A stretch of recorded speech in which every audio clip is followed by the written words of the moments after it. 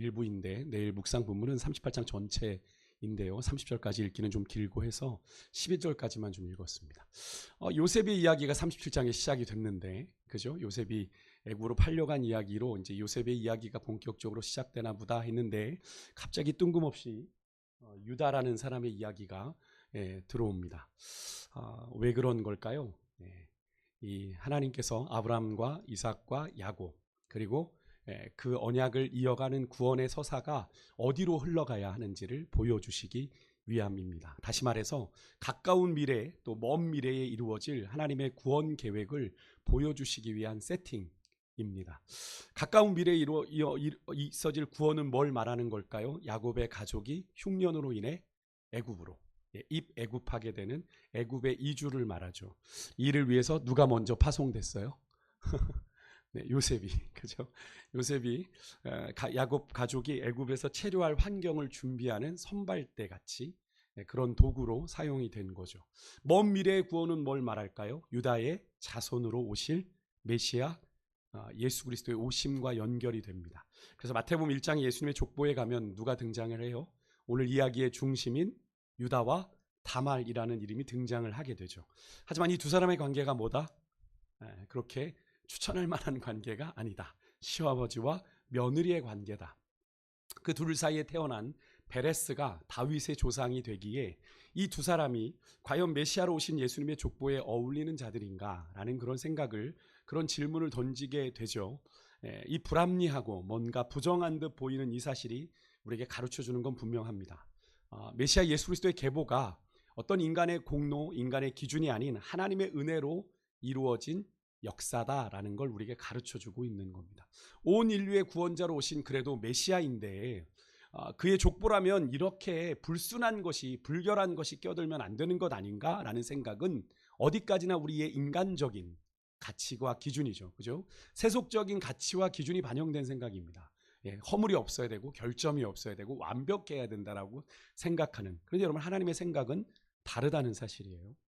하지만 그런 하나님의 기준으로 인해서, 그런 우리의 일반적인 인간이 가지는 기준과 다른 그런 하나님의 기준으로 인해서 여러분, 오늘 성경에 나오는 인물들 못지않게 인간적인 연약함, 죄인된 한계를 가진 여러분과 저에게도 감히 하나님의 사랑을 받을 자격이, 또 더 나아가 하나님의 뜻을 이룰 은혜가 우리에게 주어졌다는 사실을 우리는 알아야 됩니다.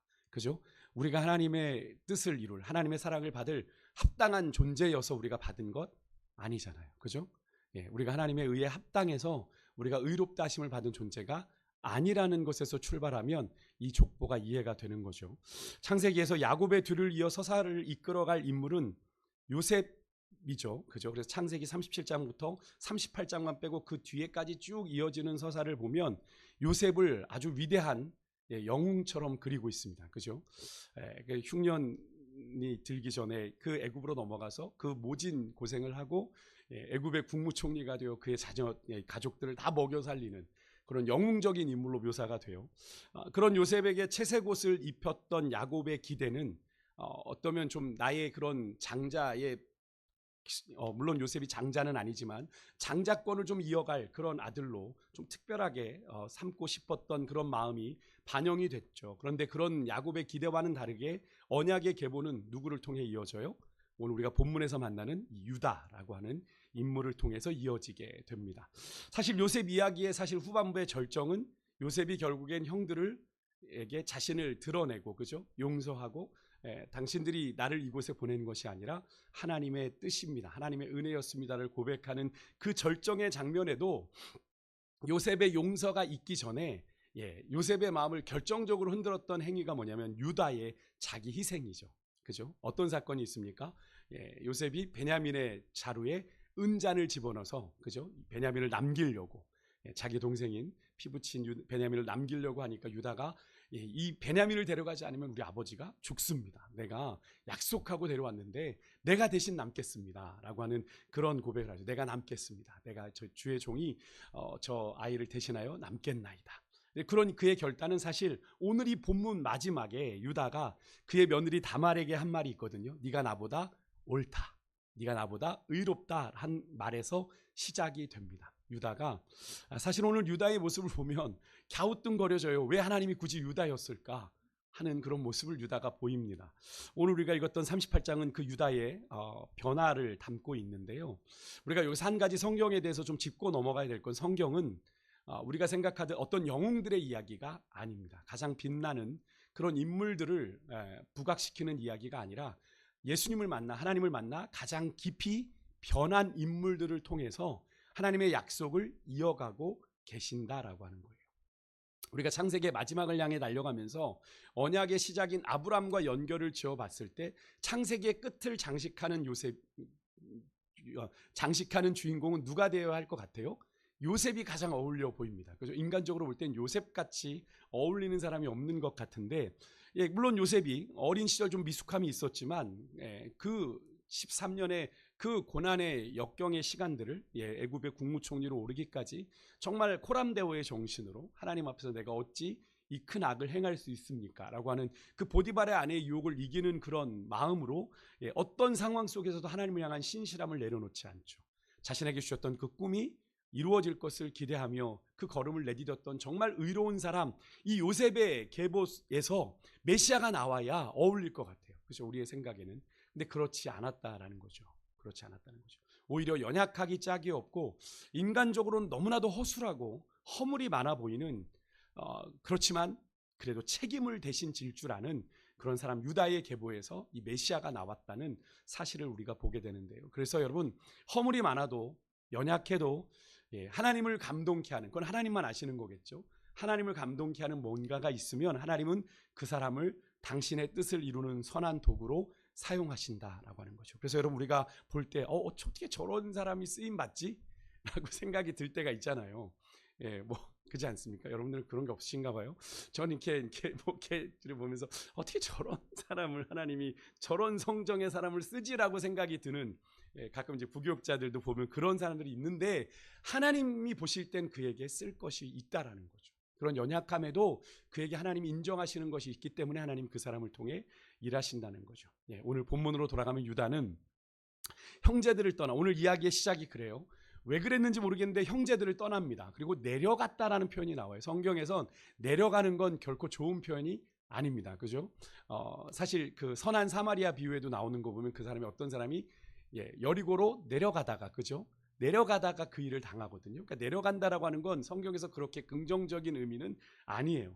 그러니까 형제들이 떠나 내려가서 어디에 누구랑 가까이 하냐면 아둘람 사람 히라와 가까이 하며 어울리다가, 가나안 사람인데 가나안 여인을 보고 그냥 취해요. 근데 여기 보면 동사를 잘 보시면 떠나, 가까이하여 어울리다가, 보고 취했다, 이렇게 동사들이 계속 이렇게 나오는데, 이게 뭘 의미하냐면 점점 더 그 문화에 동화되어 가는 걸 의미하는 겁니다. 유다가 거기에 가서 이렇게 어울려 지내다 보니 그쪽 사람들과 똑같은 그런 가치를 가지고 살게 됐다는 거죠. 그러니까 언약의 가문인데 가나안 문화 속으로 자연스럽게 스며들어가는 경로가 여기에 언급이 되고 있는 거예요. 앞에 34장에서 분명히 세겜과 그의 아버지 하몰이 디나를 요구하면서 통혼하자라고 했을 때 거절했던 게 야곱의 가정이지 않습니까?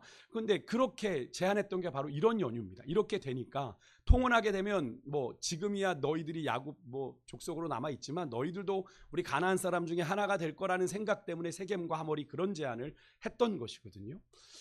여러분, 혹시 여기서 질문을 좀 드릴게요. 혹시 여러분 떠나지 말아야 할 곳을 떠나고 여러분 가까이 하지 말아야 할 곳을 혹시 가까이 하고 계시지는 않습니까? 여러분의 삶에 오늘 유다는요, 떠나지 말아야 할 언약 공동체를 떠나 세상으로 내려가 그들과 가까이 하다가 자연스럽게 세상과 동화되어 갔습니다.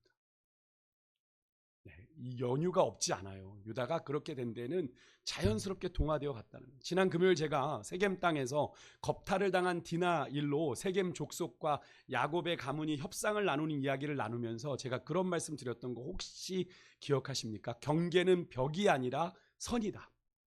그래서 그 선이 흐려지면 분명히 안과 밖이, 그 선을 기준으로 안과 밖이 있었는데 밖이 아니 된다. 경계가 무너진다라는 얘기를 제가 드렸어요.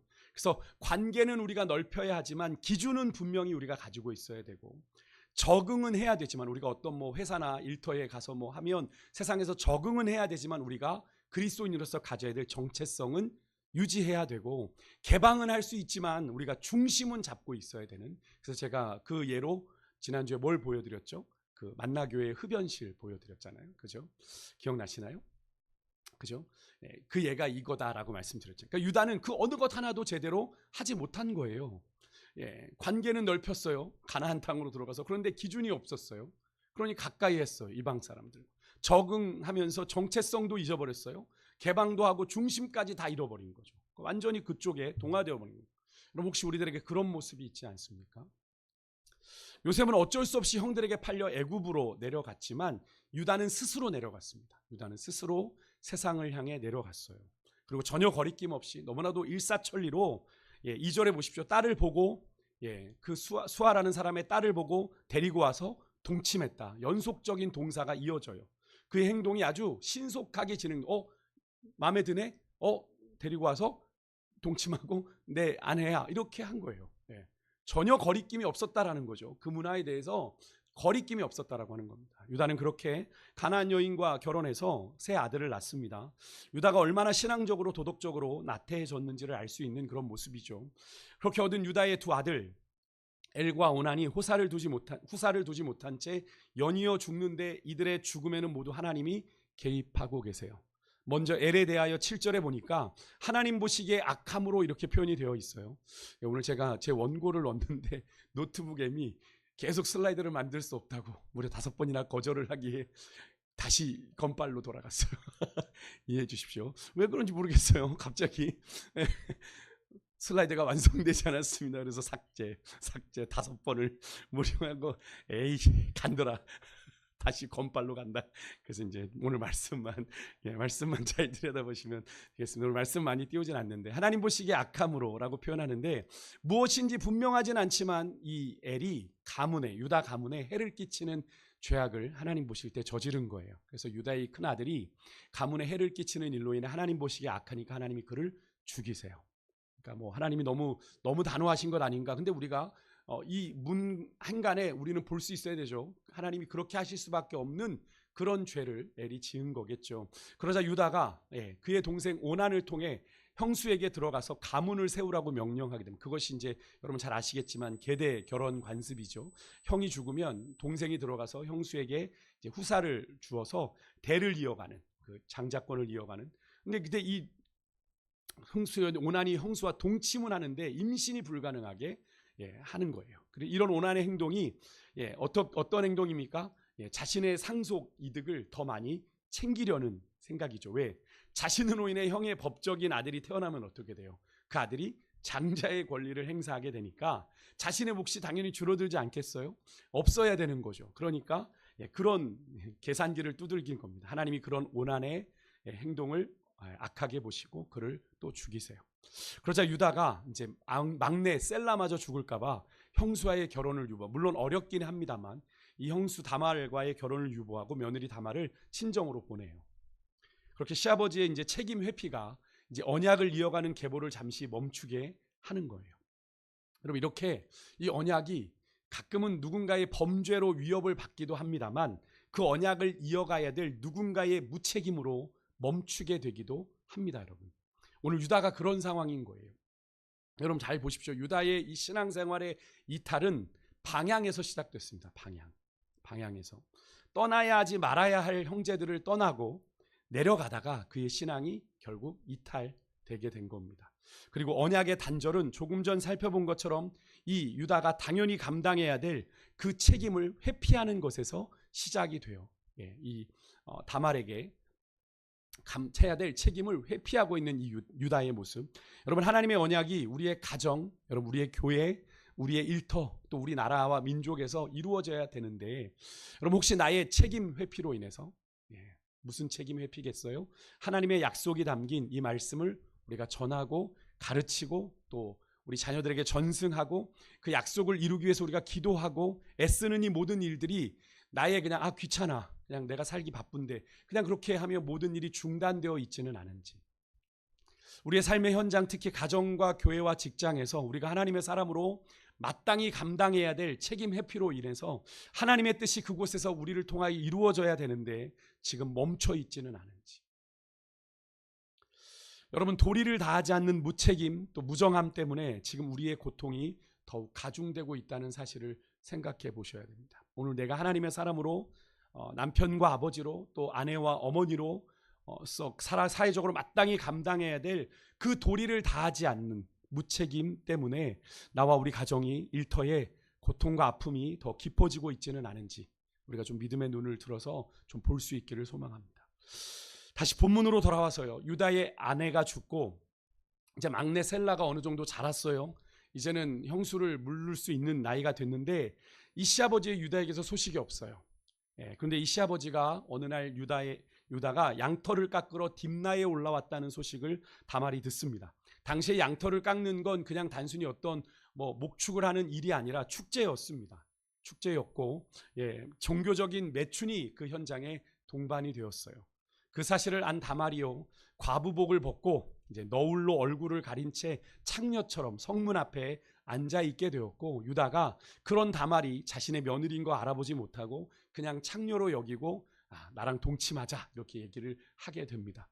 유다가 예전에 아무런 고민 없이 그냥 가나안 여인 수아의 딸이 마음에 들어 반하고 취해서 동침한 것처럼 지금의 모습도 자연스럽게 이 가나안의 세속 문화에 동화되어서 아무렇지도 않게 그냥 길에 있는 여인, 내 여인으로 취하고 있는 그런 모습을 우리가 보게 되는 거죠. 여러분, 유다가 얼마나 지금 도덕적으로 또 신앙적으로 해이해지고 타락했는지를 우리가 볼 수 있으셔야 돼요. 나도 모르는 사이에 점점 깊이 유다가 알았는지 모르겠으면 점점 깊이 빠져 들어가고 있어요. 너무나 자연스럽게 그 나라 그 지역 사람처럼요. 그래서 다말이 유다에게 비용을 요구하죠. 유다가 내가 염소 새끼 한 마리 줄게 라고 약속했는데 당장 염소 새끼가 없어요. 그래 다말이 담보를 요구하고 유다가 당장 자신이 갖고 있었던 도장, 끈, 지팡이 다 풀어서 담보로 그에게 주고 관계를 맺습니다. 아마 유다 다말이 그렇게 매력적이었나 봐요. 그죠? 그래서 유다가 그렇게 했습니다. 결국 다말은 시아버지로 인해 임신을 하게 됩니다. 어떻게 이게 가능할까요? 여러분, 우연일까요? 단 한 번의 관계로 인해서 계획 임신을 한 것도 아니고, 그죠? 그 사실 자체가 하나님이 지금 이 일에 개입하고 계시다는 걸 우리가 알 수 있는 그런 장면이죠. 어떤 이유로든 물론 시아버지를 상대로 한 이 며느리인 다말의 이 속임수 그리고 이 동침은 결코 윤리적이다라고 말할 수는 없습니다. 하지만 유다가 지금 막내가 충분히 자랐음에도 불구하고 며느리 다말을 외면하고 무책임하게 방관하고 있는 상황에서 지금 어떻게든 이 다말에게는 죽은 남편의 대를 이어야 하는 그런 사명이 있는데 그가 할 수 있는 방법은 뭐가밖에 없어요? 이것뿐인 거죠. 이것뿐인 거. 근데 사실은 이런 며느리 다말의 행동이요, 상당히 우리에게는 충격적이고 황당한 듯 보입니다만 당시의 다른 족속의 법률에 보게 되면 헷족 속이나 주변의 아시리아 법률에 보면 다말의 경우처럼 남편이 아이가 없이 죽은 경우, 시동생들도 다 죽은 경우 마지막 최종적으로 죽은 남편의 누가요? 아버지가, 그러니까 시아버지가 그녀를 취해 또 처벌을 받지 않는다는 규정이 그 당시에 존재했다고 합니다. 그러니까 다말이 그것까지 알았는지는 알 수 없습니다만 다말이 할 수 있는 최후의 방법을 선택하여 그렇게 한 것은 분명한데, 결국 유다가 그렇게 동침을 하고 나서 자신의 담보물을 찾으려고 자신의 친구를 보내요. 담보물을 찾으려고 창녀가 있었는지 찾아보라 하니 그가 창녀를 찾지 못하고 돌아옵니다. 물어보니까 원래 거기에는 창녀가 없었다는 이야기까지 듣게 돼요. 이건 뭐지? 근데 이때 유다의 반응이 참 흥미롭습니다.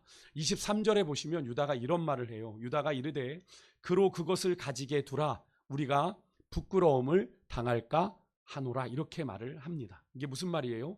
유다도 아는 거죠.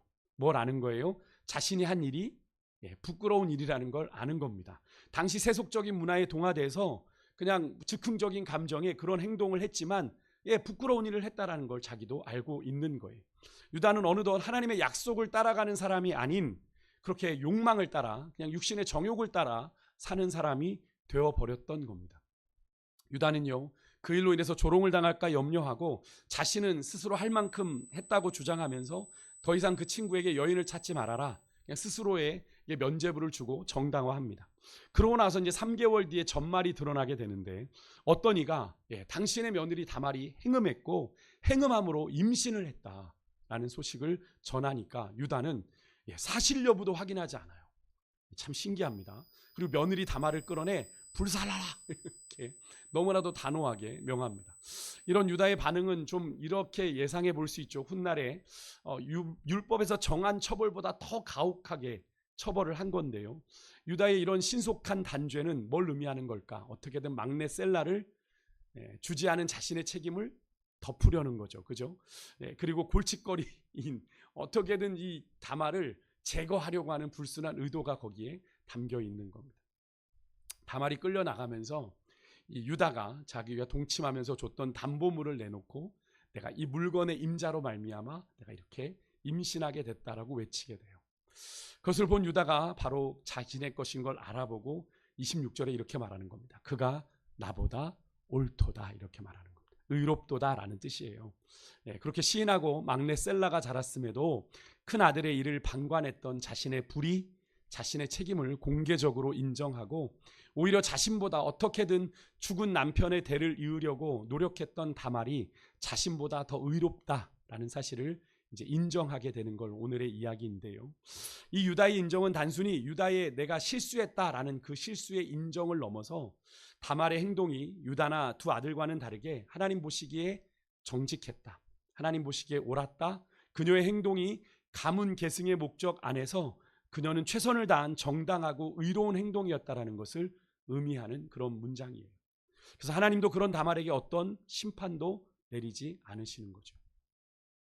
이후 다말은 출산하게 되는데 쌍둥이를 낳습니다. 세라와 베레스를 낳게 되는데 장면이 이삭이 야곱과 에서를 낳을 때와 상당히 유사해요. 서로가 막 옥신각신했어요. 그때 산파가 먼저 손을 내밀었던 아이의 손에 붉은 홍색 실을 맺었는데 그 손을 이 아이가 또 거두고 또 들어갔어. 그리고 나중에 오히려 동생 베레스가 먼저 나와요. 근데 예수님의 계보를 보면 누가 장자권을 얻죠? 베레스가 얻습니다. 베레스가. 참 하나님 그럴 거면 왜 얘네들을 차자로 태어나게 했을까? 그죠? 야곱도 왜 둘째로 태어나게 했을까? 그럴 거면 그냥 장자로. 우리 생각은 그러지 않습니까? 하나님 왜 이들을 다 그냥 다 장자로 태어나게 하시면 되지? 왜 이렇게 왜 이러셨을까라는 생각이 들지만 그건 뭐 하나님의 뜻이죠. 하나님만 아시는 일이죠. 마태복음 1장 3절에 보면 유다는 다말에게서 베레스와 세라를 낳고 그 다음에 이어지는 구절이 베레스는 이라고 나오는 걸 보면 둘째인 베레스가 언약의 계승자가 되어서 다윗과 메시아의 예수님의 조상이 되는 것을 우리가 볼 수 있는데요. 이렇게 하나님은 유다라고 하는 인물의 이 죄와 거듭된 과오 속에서도 다말의 결단을 통해 약속의 계보를 이어가고 또 보존하시는 걸 우리가 볼 수 있죠. 여러분 하나님의 섭리를 이해하는 것이 그래서 참 어려운 것 같아요. 그죠? 그냥 37장에서 시작된 야곱의 선택을 받은 채색 옷 입은 요셉을 통해 가장 빛나는 영웅이고 인물이니까 그런 인물을 통해 하나님이 당신의 약속을 이어가시면 아브라함, 이삭, 야곱, 요셉 와 멋지다. 잘 마무리가 되는구나 이렇게 될 수 있을 것 같은데 하나님은 그렇게 하지 않으시고 가장 깊이 변화를 경험한 인물인 이 유다를 통해 당신의 약속을 이어가시는 걸 우리가 볼 수 있는데요. 그래서 여러분 우리 인간의 합리적이고 이성적인 판단으로 하나님의 섭리와 하나님의 뜻을 깨닫고 이해하는 건 참 쉽지가 않습니다. 그래서 우리가 늘 고민하게 되는 거죠. 하지만 역으로요 한번 생각해 보십시오. 여러분 우리의 합리적이라고 하는 우리가 이성적이라고 하는 그 판단에 맞게 하나님의 섭리와 은혜가 베풀어진다면 그것은 과연 완전하다고 이야기할 수 있을까요? 그것은 완전할까요? 우리가 합리적이라고 생각하고 이성적이라고 하는 그 판단이 모두에게 함이 되어지는 모두에게 동의를 얻을 수 있는 판단일 수 있을까요? 그렇지 않죠. 그래서 윤리에도 뭐가 있냐면 상대 윤리가 있어요. 분명히 어떤 것을 보았을 때는 윤리적이지만 또 반대쪽으로 봤을 때는 윤리적이지 않은 그래서 상황 윤리라는 표현들이 나오게 되는 건데요. 여러분 우리의 인간 그 판단을 하는 우리 인간이 죄인으로서 완전하지 않다라는 데 있는 거죠. 그래서 여러분 우리는 당장 이해가 되지 않아도 우리는 이렇게 고백할 수 있어야 됩니다. 우리의 믿음의 고백이죠. 하나님은 늘 옳습니다. 맞습니까? 우리와 같이 불완전한 존재가 하나님은 어떤 존재시니까? 완전하신 존재니까. 그죠? 우리는 이 고백을 할 수 있는 거죠. 그래서 여러분 이 고백은 늘 말씀드리지만 피조물인 우리의 생각보다 창조주이신 하나님의 생각이 더 크고 더 옳다라고 하는 이사야 55장의 말씀을 우리가 인정하고 고백하는 거죠. 여러분, 하나님이 우리에게 기대하시는 의요, 의는 완벽함이 아니라 여러분 약속을 지켜내는 겁니다. 하나님이 우리에게 주신 이 약속의 말씀을 지켜내는 거예요. 억울한 일을 당하면 사람은 감정적으로 폭발하거나 아니면 어떻게든 지혜롭게 처신을 해서 그 상황을 모면하기도 하는데, 오늘 본문의 다말은 전혀 다른 길을 선택을 해요. 다말은 창녀로서 오해를 받아요. 멀쩡한 여인이 창녀로 오해받는 수치까지도 감수하면서 얼굴을 가리고 길가에 앉아야 했고, 유다는, 그의 시아버지는 그녀를 창녀로까지 여겼습니다.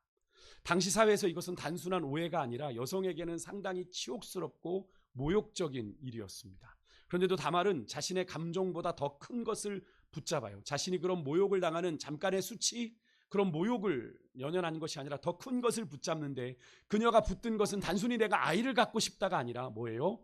유다 가문 안에서 끊어져가는 언약의 계보, 하나님의 약속을 내가 이어가겠다라고 하는 그런 마음이었다라는 거죠. 실제로 창세기 전체를 보면 아브라함으로부터 시작된 그 하나님의 언약의 계보가 항상 끊길 위기가 있었습니다. 그죠? 우리가 사라와 리브가가 뭐였죠? 다 불임이었던, 그죠? 불임이었죠. 라헬도 마지막까지 아이가 없다가 거의 막판에 야곱을 통해서 요셉과 베냐민을 얻게 되죠. 베냐민 낳다 죽지 않았습니까? 이제는 그런 위기를 넘어가서 이제는 유다의 가문마저 끊길 위기에 놓여 있는데, 근데 그 순간에도 놀랍게 누가요? 다말이라고 하는 여인이 그 흐름을 붙잡아요.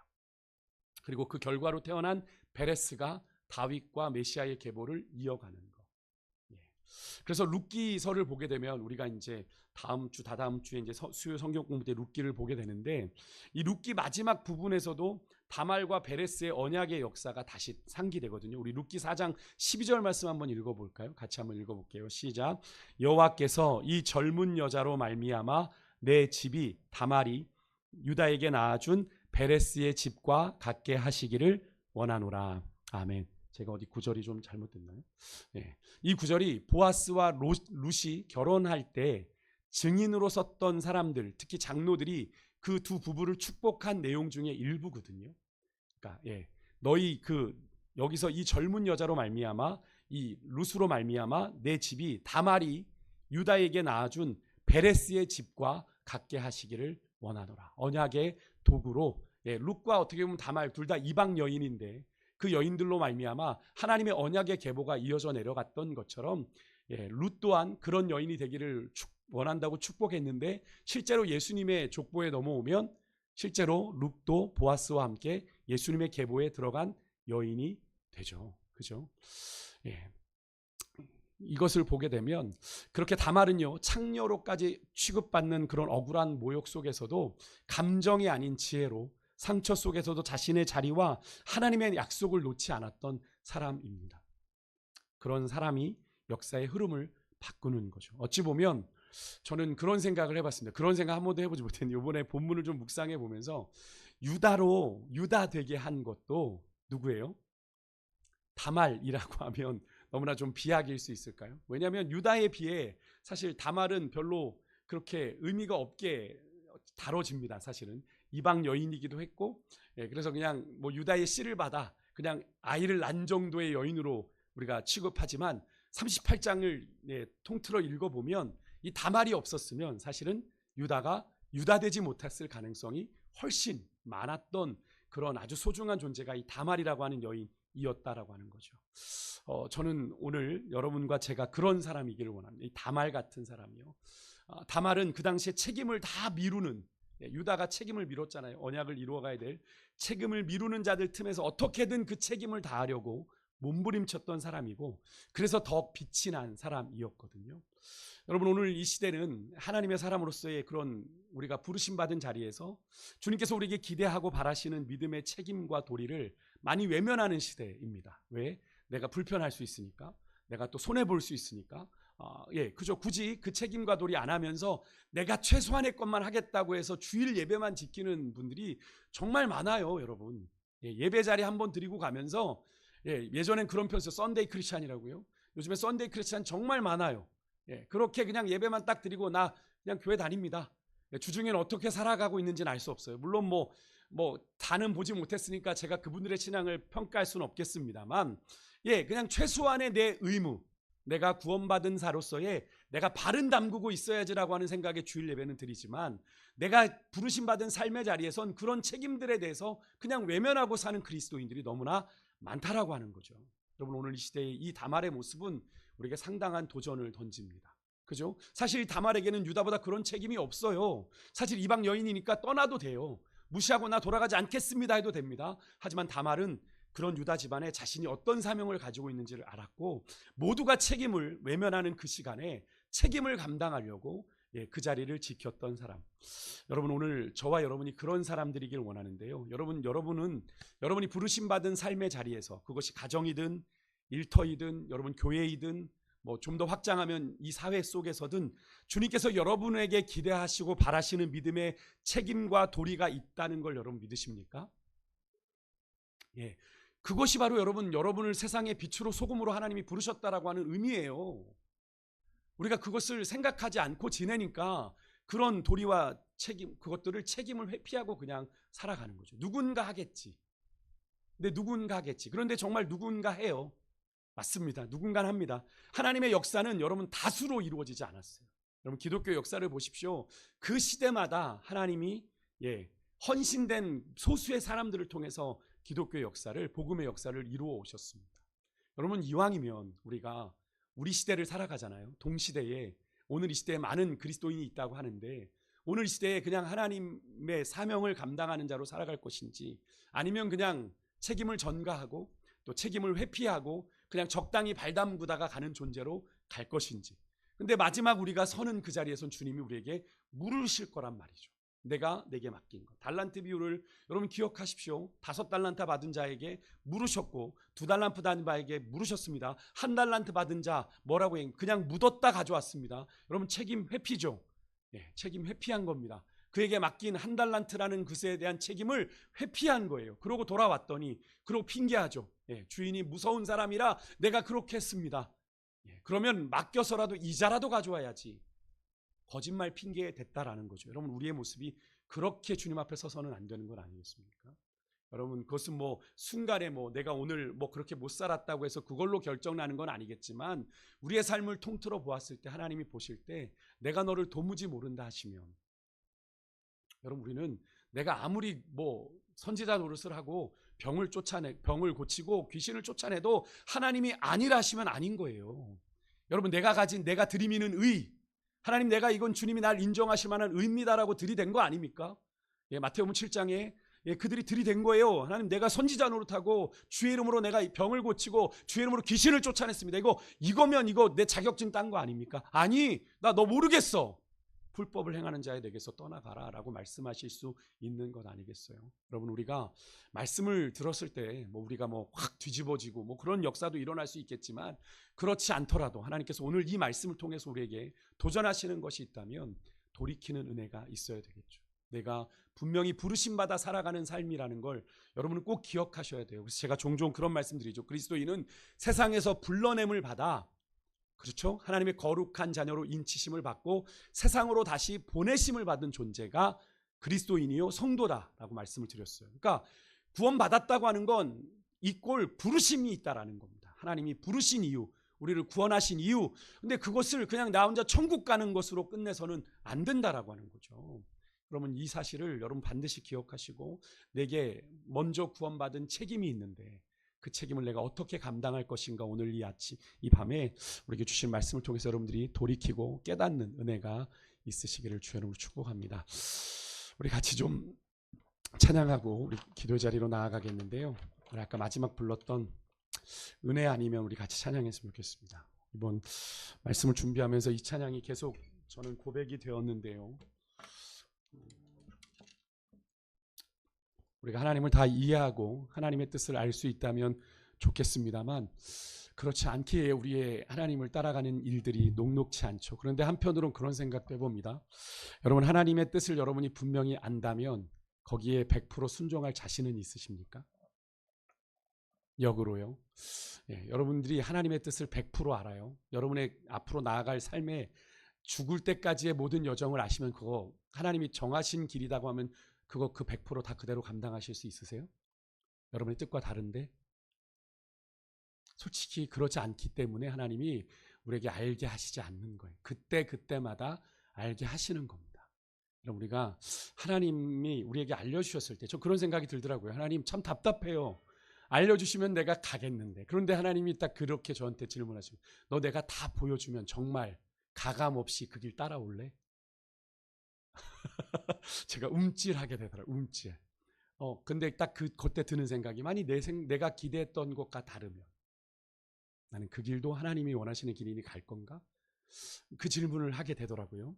솔직히 목사지만 자신 없었습니다. 하나님 그냥 보여주시는 만큼 따라가겠습니다. 라는 고백을 했는데요. 여러분 우리는 그런 연약한 존재예요. 그러니까 주님의 도우심이 늘 필요하고요. 우리가 그것을 은혜라고 고백하죠. 매일매일 은혜로 산다라는 건 이 고백이 바로 우리의 고백이었으면 좋겠고요. 제가 그런 이야기 하는데 저는 이 호흡마저도라는 이 고백을 할 때 제가 헬스장에서 운동을 하다가 조금은 이제 과격하게 움직이면 가슴이 쪼여요. 숨이 좀 잘 안 쉬어져서 가슴이 쪼여요. 막 뭐지?